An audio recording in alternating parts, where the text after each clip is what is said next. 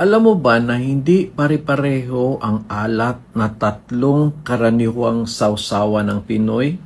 Patis, toyo at suka. Sa tatlo, ang pinakamaalat ay ang patis.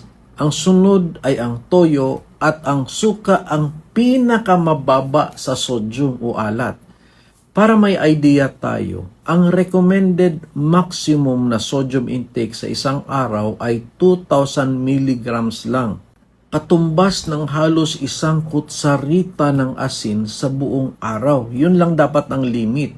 Ibig sabihin nun, sama-sama na ang lahat ng kinain mo, dapat yung alat nun ay katumbas lang ng isang kutsarita. Pero ang problema, sa isang kutsara lang na patis o toyo, malaki na agad ang bahagi ng daily limit ng alat na yon.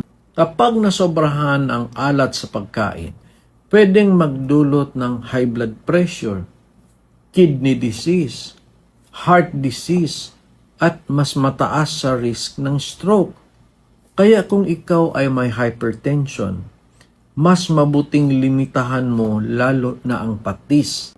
Ang toyo, bawasan din kung pwede. Kung gusto mo ng healthy na option, suka ang mas magandang base na sawsawan. Pwede mo itong haluan ng kalamansi at sili para mas malasa kahit hindi maalat.